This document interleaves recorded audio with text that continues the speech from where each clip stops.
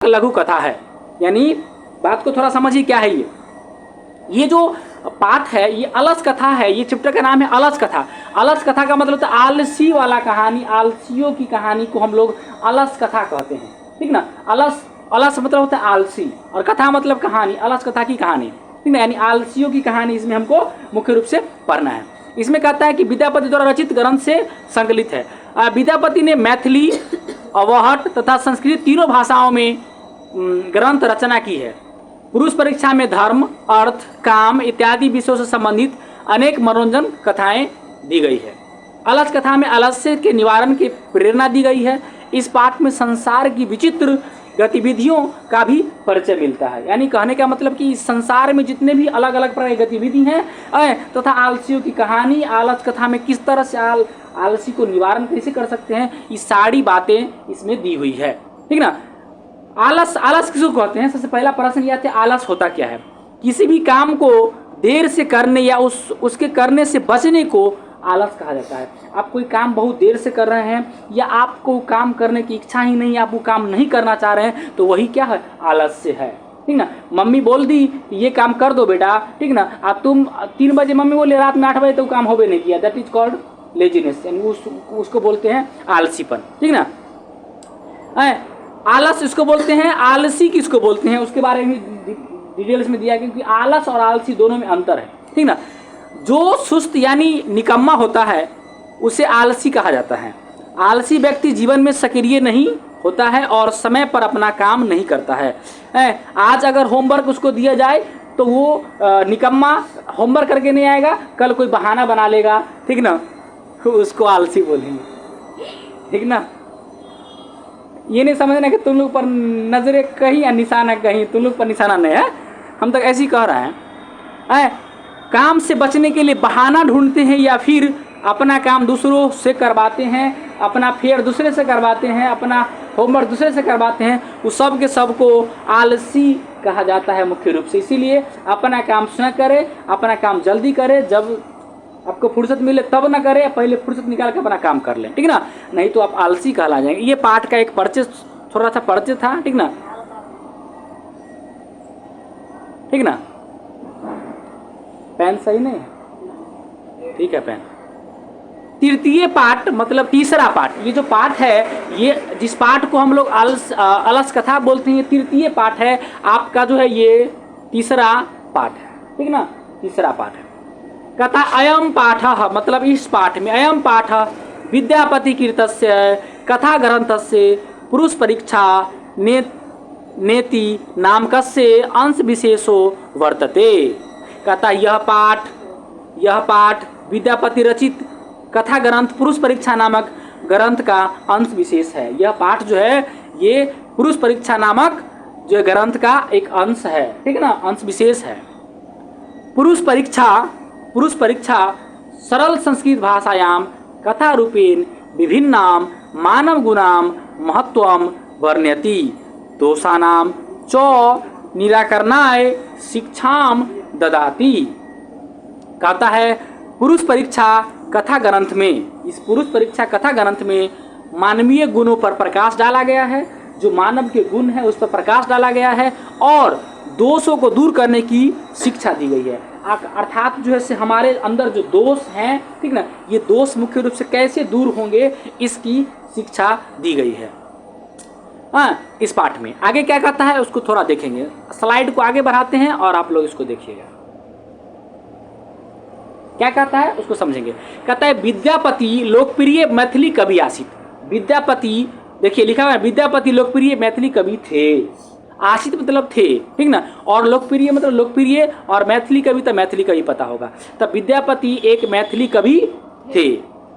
अपि च बहुनाम संस्कृत ग्रंथां निर्मातापि विद्यापति रासीत इति तस्य विशिष्टता संस्कृत विषय अपि प्रभुता अस्ति। क्या कहता है समझिए। अनेक संस्कृत ग्रंथ के निर्माण भी विद्यापति थे, ठीक ना, यानी निर्माता ही विद्यापति थे। यानी अनेक संस्कृत ग्रंथ जो है उसका निर्माता भी कौन थे? विद्यापति थे। उनकी विशेषता संस्कृत भाषा में भी बहुत है, ठीक ना, यानी उनकी विशेषता की अगर बात करें तो बहुत है, ठीक ना। प्रस्तुत पाठे मतलब प्रस्तुत पाठ में आलस्य नामकस्य मतलब आलस नामक दोष या आलस्य दोष, ठीक ना। दूसरे निरूपणम व्यंग्यात्मक कथा प्रस्तुत विद्यति, ठीक ना।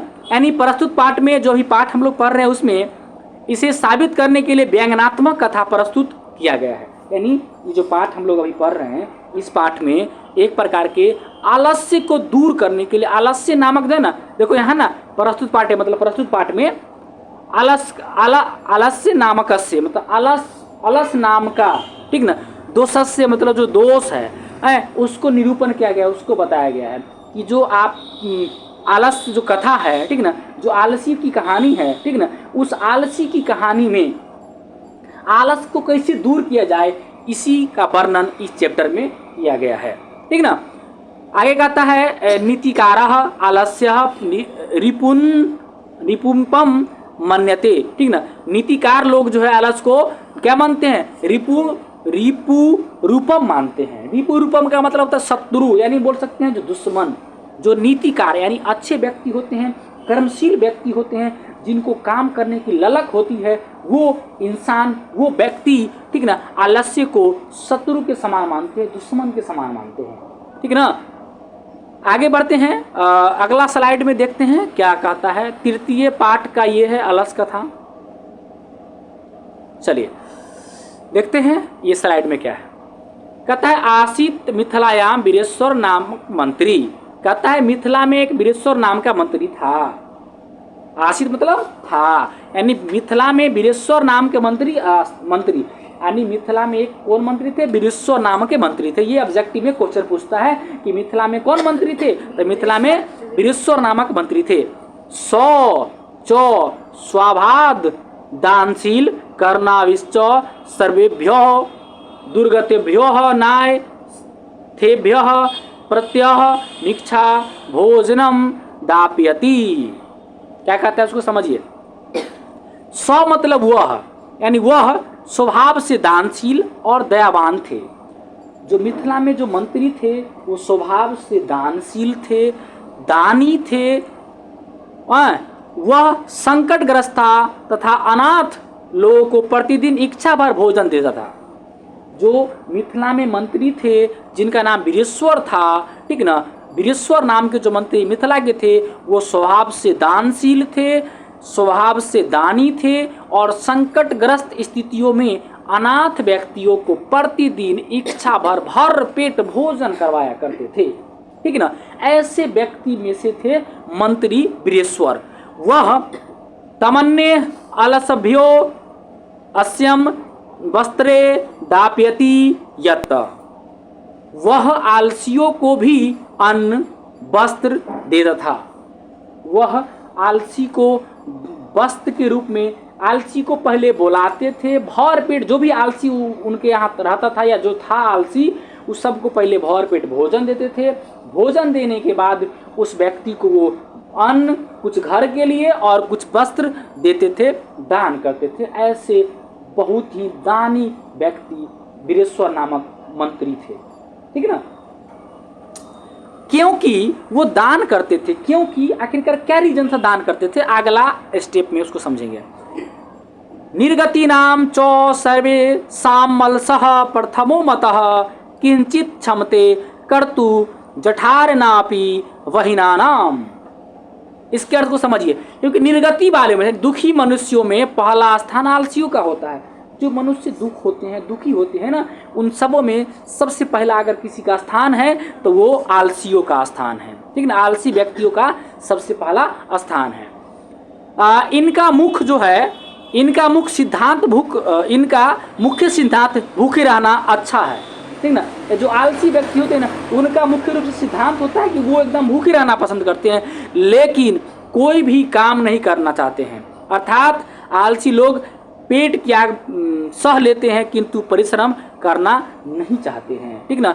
वही कहता है कि निर्गति नाम च सरसा प्रथमो मचो किंचित समझते न जटाते। मतलब कि निर्गति वालों में से जो दुर्गति वाले लोग हैं उन सबों में प्रथम स्थान, पहला स्थान उन आलसियों का है। क्योंकि पेट की भूख क्या नहीं करवा सकता है। अगर आपके अंदर पेट की भूख है तो कुछ भी आप करवा सकता है पेट की भूख, ठीक ना।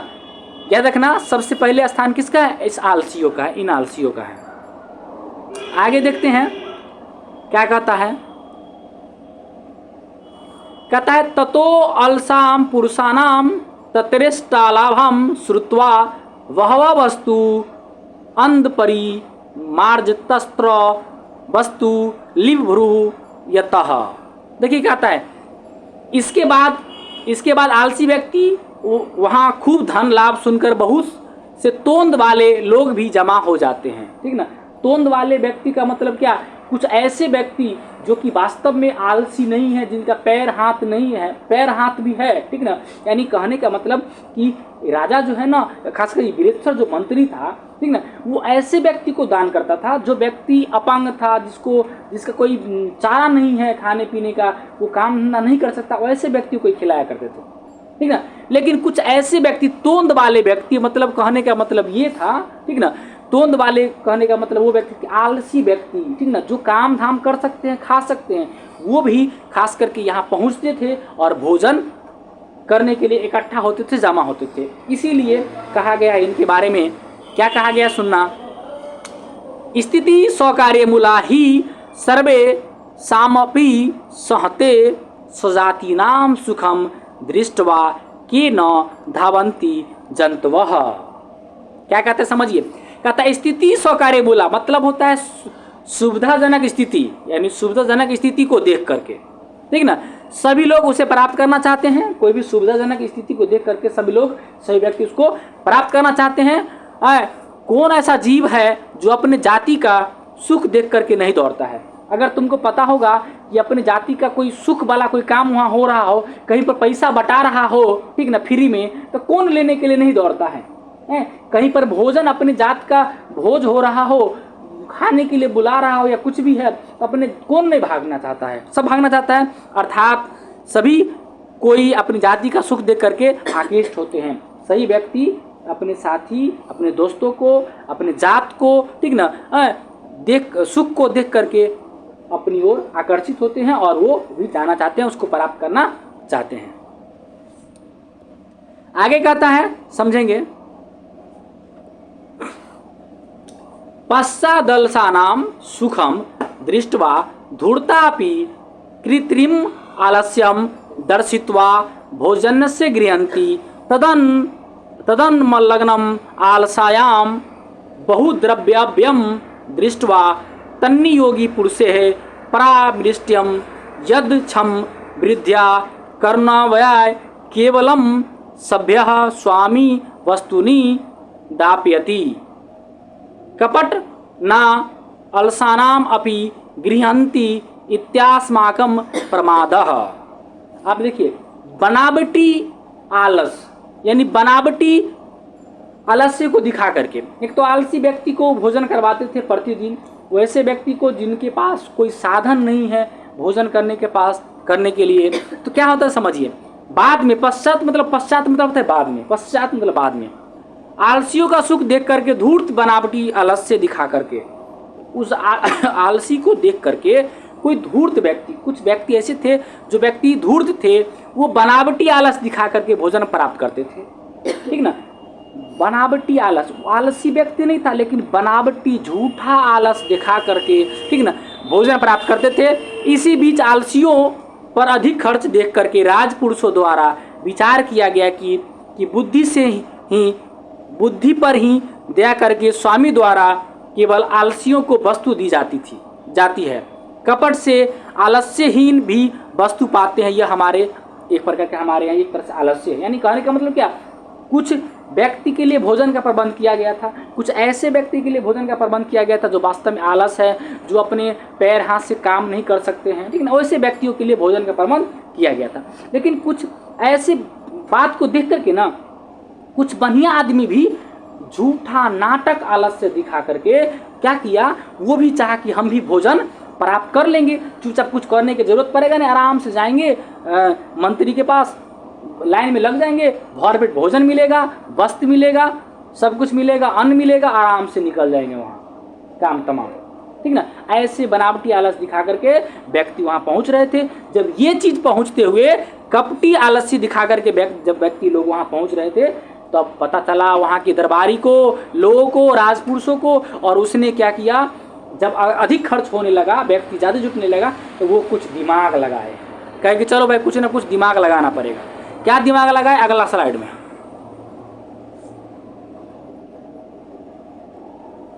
बहुत ही रोचक कहानी है। आप देखना कि आखिरकार क्या दिमाग लगाएंगे मंत्री मिल करके, सब मिल करके। मंत्री के पैसा बचाना है क्योंकि कपटी आलस पहुंच गया है, कपटी आलस दिखा कर लोग वहां पर पहुंच गया है। कहता है, सुनिए, कहता है यदि भवती तदाम अलस पुरुषाणाम परीक्षाम कुर्मम इति परामृश्य प्रसुप्तेषु आलसायाम तन्नियोगी पुरुषाम वैरहि दापित्वा निरूपयामसुः। देखिए, आप कहते हैं इसीलिए उन आलस्यों की जांच किया जाए। विचार में आया, प्लान आया कि चलो ऐसा किया जाए, एक परीक्षा लिया जाए, एक जांच किया जाए, कौन आलसी है कौन आलसी नहीं। विचार सोए हुए अवस्था में आलसियों के घर में आग ला करके जांचा जाता है, ठीक ना। अब दिमाग लगाया कि आखिरकार कैसे जांचा जाएगा। तो आलसी जो कपटी लोग हो गए ऐसा नहीं करते हैं ना, वो जिस रूम में रह रहा है उस रूम में चारों बगल से हम आग लगा देते हैं। तो जो कपटी लोग होगा वो तो भाग जाएगा, जो बनावटी आलस्य दिखा करके वहाँ भोजन प्राप्त कर रहा है झुट्टे के, उसको तो भाग जाएगा, ठीक ना। तो इसीलिए, ठीक ना, यही प्लान किया गया, ठीक ना। उसके घर में आग लगाया गया। क्या हो गया, आग लगाया, देखिए, ततो गृहणम प्रवर्धिमी अग्नि दृष्टवा धूर्ता सर्वे पालेतः। कहता है इसके बाद घर में लगा आग को देख करके सभी धूर्त लोग भाग गए। जितना भी बनावटी आलस दिखा करके भोजन प्राप्त करता था वो सब आलस्य वाला भाई साहब से भाग गए, ठीक ना, भाग गए। इसके बाद पश्चदीश दीप आलसा अपि पालिता, इसके बाद कुछ आलसी लोग भी भाग गए, यानी कुछ आलसी लोग वहाँ रहते वो भी भाग गए, ठीक ना। और जो बनावटी कपटी लोग थे, जो आलसी नहीं थे, वो भी भाग गए। वो तो भाग गए, कहा भाई जान बचाओ तो लाख पाओ, ठीक ना। इसलिए जान बचा करके वो सब अपना आग लगा घर में भाग गया। देखिए आगे क्या होता है, अगला स्लाइड में समझने का प्रयास करेंगे। आप हकीकत में कहानी अब यहाँ से शुरू होता है। आप कहानी को थोड़ा समझने का प्रयास करेंगे।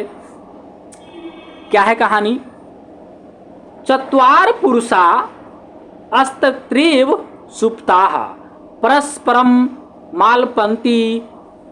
क्या कहता समझिए, 4 व्यक्ति सोए थे, वहीं सब आलसी बनावटी आलसी सब भाग गया, लेकिन 4 पुरुष 4 आलसी 4 व्यक्ति सोए रह गया, सुतले रह गया। परस्पर एकेन वस्त्राम वृत मुखेन नोक्तम अहो कथ्यम कोलाहलः। आप देखिए, तथा परस्पर बात कर रहे थे। 4 गो आलसी, वो 4 गो महा आलसी बच गया, ठीक ना। और वो आपस में परस्पर बात कर रहे थे। एक ने कपड़े से मुंह ढक कर बोला, एक व्यक्ति, क्योंकि चारों बगल आग लगल था, इतना खतरनाक ये सब आलसी था कि उठने का नाम नहीं ले रहा था, और मुंह कपड़ा से ढक लिया और ढक कर बोला, अरे हल्ला कैसा हो रहा है। वो 4 आलसी सुतल है, अब बोल रहा है कि अरे हल्ला कैसा हो रहा है। दूसरे ने कहा, आगे देखो, कहता है द्वितीयोक्तम मतलब दूसरा कहा। पहला क्या कहा, ऑब्जेक्टिव पूछेगा। पहला कहा अरे हल्ला कैसा हो रहा है, पहला आलसी कहा हल्ला कैसा हो रहा है। द्वितीय नोक्तम मतलब द्वितीय बोला, त्युक्तम यदस्मिन गृहम अग्नि लग्नम अनो अस्तिम। दूसरा बोला लगता है इस घर में आग लग गई। दूसरा बोला घर में आग लग गई। तृतीयो नोक्तम तृतीय बोला कोपी तथा धार्मिको नास्ति यह इदानी जलाद्रव्या शोभी कटे वास्यमान प्राविनोति।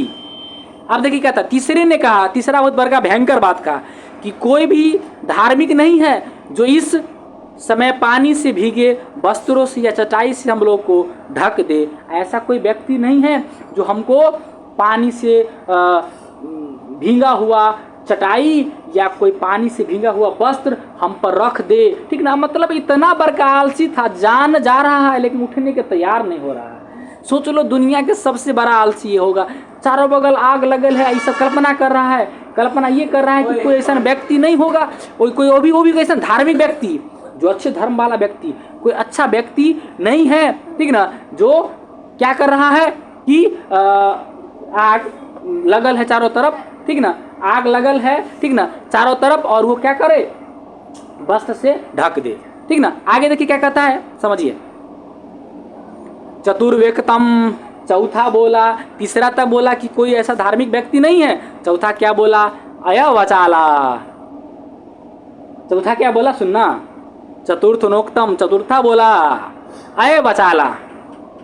अरे चौथा ने कहा, अरे बक बक क्यों कर रहा है, अरे बहुत बोलने वाला सा, चुप रहो, क्या बोल रहा है बहुत ज्यादा। कति वचानी वक्तुम शक्नुतम तुसनी कथम न तिष्ठति। क्या कहता है, समझिए। चौथा जो है, कति वचानी वक्तुम शक्नुतम तुसनी कथम न तिष्ठति, यानी चौथा आलसी जो था, चौथे ने कहा, अरे बक बक करने वाले कितनी बातें करते हो, चुप नहीं रहते हो, चुपचाप क्यों नहीं रहते हो। चौथा तो दुनिया के सबसे बड़ा आलसी था, वो बेचारा सोचा कि बोल कर ला रहा है, सब चुपचाप सुतल रहे, कुछ आग लगे हाँ, उसलिए चिंता करे की जरूरत नहीं है। ये चौथा दुनिया पर नहीं बल्कि पृथ्वी पर का सबसे बड़ा आलसी था, ठीक ना, ब्रह्मांड का सबसे बड़ा आलसी था। सोच लो कि चारों बगल आग लगा हुआ है और ये बेचारा ये कह रहा है, ये बेचारा ये कह रहा है कि हल्लो नहीं करना है। हाँ बताइए, चलिए अगला स्लाइड में देखते हैं। आप बस आपका स्लाइड ये खत्म हो रहा है, समझने का प्रयास करना। ततस्तु नुर्मपि तेषामेव परस्परस लापम श्रुत्वा वर्हि च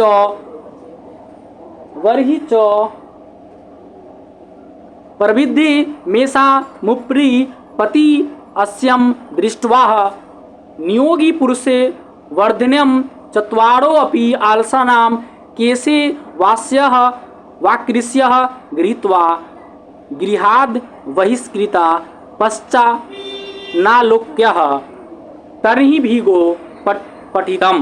देखिए क्या कहता है, तब चारों आपसी बात सुन करके, चारों आलसी की आपसी बात सुन करके, उसके ऊपर फैली हुई आग को देख करके, वहाँ जो महात्मा टाइप के पुरुष थे, वहाँ नियोगी पुरुष थे, ठीक ना, वो उसकी मृत्यु के होने की भय से चारों आलसी को बाल पकड़ के यानी केस पकड़ करके खींचते हुए बाहर निकाला गया, ठीक ना। मतलब इतना खतरनाक आलसी था कि चारों बगल आग लगा हुआ है और वो बेचारा भाई साहब उठने के लिए तैयार नहीं है। अगल बगल के लोग जो परीक्षा लेने के प्रयास कर रहा था, देख रहा था कि कैसे व्यक्ति सबको बचाया जाए, इस लोगों को कैसे बचाया जाए, ये देखने के लिए कि कहीं इस चारों का जान न चले जाए। लास्ट पोजीशन में जब लग रहा था कि अब आग पकड़ लिया है और ये चारों जल जाएगा, तो उस सिचुएशन में इसको बचाने के लिए बाल पकड़ करके खींचते हुए निकाला गया सबको, चारों आलसी को बाहर।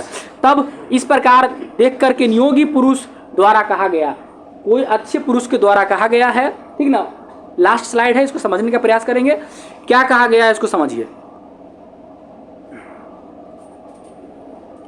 पतिरेव गति स्त्रीनाम बालानाम जननी गति, यानी पति रेव गति स्त्रीराम, मतलब स्त्री की गति जो है वो पति से है, स्त्री की गति पति से है, बालानाम जननी और बालक की गति माता से है, नालसा नाम गति कच्ची लोके करुणाबिकम बिना, और इस संसार में इस आलसियों की गति कहीं नहीं है दयावानों के सिवा। इसका पूरा अर्थ मुझे याद था जो आपको मैंने बताया, यानी इसका इस श्लोक का अर्थ एक बार और समझिए कि समझिए स्त्री की गति पति से है, बालक की गति माता से है, और इस आलसियों की गति इस संसार में कहीं नहीं है, और इस संसार में कहीं नहीं है दयावानों के सिवा। इस श्लोक को आप लोग एक बार लिख लीजिएगा अपना मन से। इसको थोड़ा अर्थ को समझाते हैं। कहता है स्त्रियों का रक्षक पति होता है, स्त्री की रक्षा पति करता है, बच्चों का रक्षक माता होती है। एक छोटा बच्चा है, उसकी रक्षा, उसका पालन पोषण सारा माता करती है, लेकिन आलसियों का रक्षक दयावान पुरुष के अलावा संसार में कोई नहीं होता है। अगर वो व्यक्ति दयावान पुरुष नहीं होता, चारों के चारों आलसी आग में झुलस करके जल जाता, मर जाता, लेकिन बाहर नहीं निकलता। आलस्य कितनी बड़ी विपदा है, कितना बड़ा आलस्य होता है, वो तुमको देखने को मिल रहा होगा। पश्चातेषु चतुर्वेशी तदम वस्तुरम मंत्री दापयामासः, ठीक ना।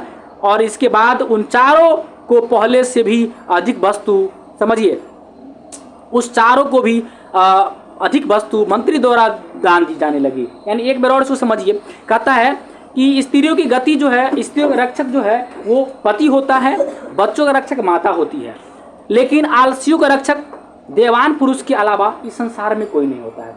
जो व्यक्ति देवान है ना, उसके अलावा संसार में उसका रक्षक कोई नहीं होता है। किसका? आलसियों का।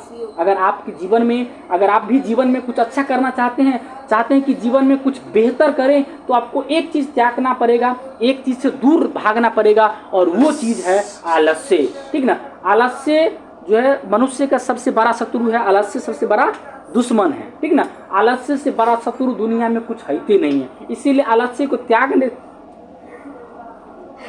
त्याग देना ही बुद्धिमत्ता की पहचान है, ठीक ना। चलिए, आपके देखिए, आलस्य का मतलब क्या? आपको पढ़ने की इच्छा होनी चाहिए, अगर इच्छा नहीं है तो वो आलस्य है। तो इसीलिए आप अपने अंदर जुनून पैदा करें, आप अपने अंदर ऐसा एक ललक पैदा करें, चाहे वो भूख हो, चाहे प्यास हो, चाहे वो कुछ हो, लेकिन आपको एकदम डट के मुकाबला करना है, और मुकाबला करना है, भूख का ही मुकाबला करना है डट के, ठीक ना। और पढ़ाई पर फोकस करना है, चाहे किसी भी परिस्थिति क्यों ना आ जाए, हमको आलस्य नहीं करना है। आलस्य मनुष्य का सबसे बड़ा शत्रु है। आगे पढ़ते हैं, एक स्टेप, स्लाइड, लास्ट स्लाइड है। कहता है पश्चातेषु चतुर्बलेषु ततो अप्यसि अधिकतरम वस्तु मंत्री दापयामास, ठीक ना। दापयामास। उसके बाद क्या हुआ? जब ये सब चीज देख लिया चारों आलसी को, ठीक ना, तब क्या हुआ? इसके बाद उन चारों आलसी को, ठीक ना, उन मंत्री के द्वारा, वो जो चार गो आलसी सब था, ठीक ना, वो चारों आलसी को मंत्री के द्वारा अधिक वस्त्र, अधिक पैसा, अधिक भोजन, अधिक अन्न, ठीक ना, दान दिया गया। और दान दे करके उस चारों आलसी को क्या किया गया? वहां से विदा किया गया, ठीक ना।